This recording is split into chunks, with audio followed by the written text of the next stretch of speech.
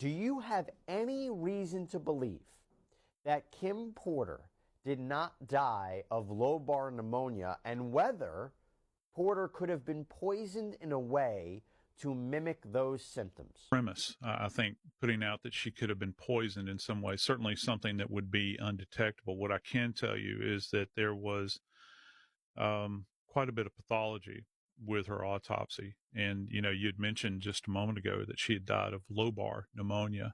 Oops. Sorry, you guys, for interrupting the video. But real quick, look at this image leaked by the feds once again. It shows Diddy getting normal IV fluid from an IV bag, just like Witnesses was saying.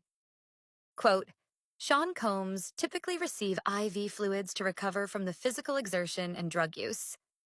Unquote. Wow. The feds are just getting started.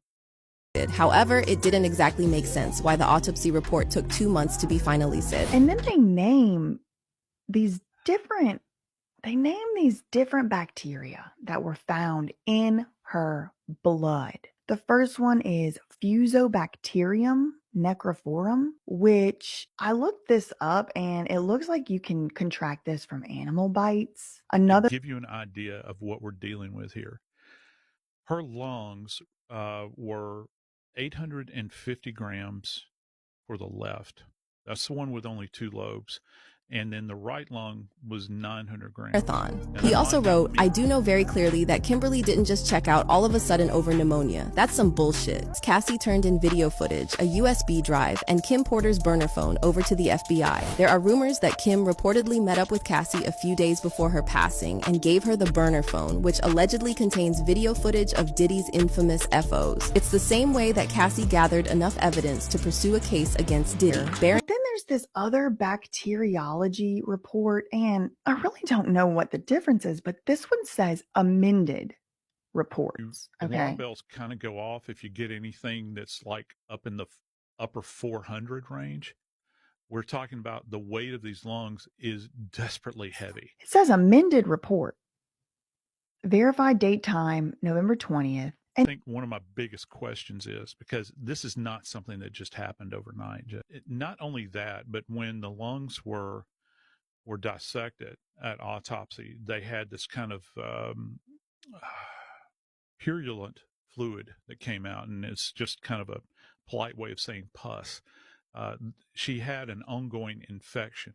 Another one that was found in her blood is Clostridium species, not C something something. And I looked that up, and, you know, according to Google, this is similar to the type of bacteria that causes botulism and tetanus. Now, all of these are apparently found in her blood. The third one says Enterococcus faecalis, and faecalis means feces. So in her blood, there was a bacteria that is found in feces, in fecal matter. And it says that you can contract it from coming into contact with feces and fecal matter. It was in her blood, though.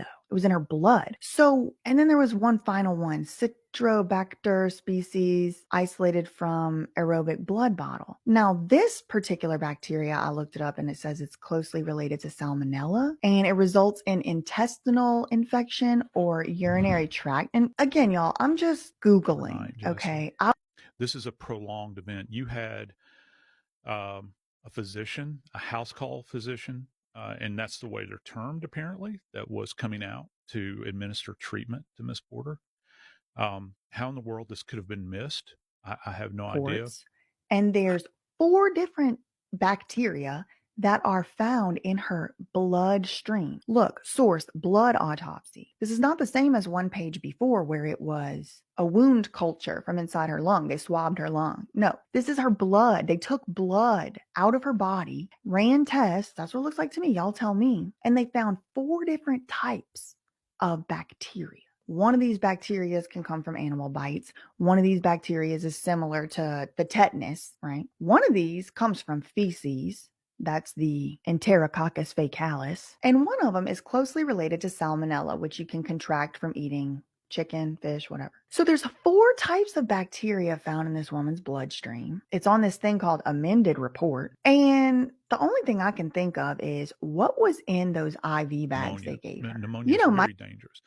and left to go untreated. And when I say untreated, she was given like a Z-Pak, which is kind of a broad spectrum antibiotic, which a lot of people receive.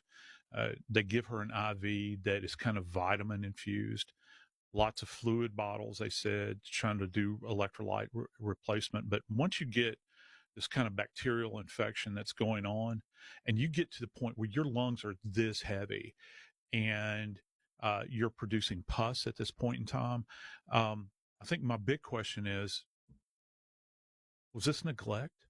And if somebody has an indication here, and I'm speaking to those individuals that are insinuating that she was in some way poisoned, my advice is get in contact with the authorities. Let them know this information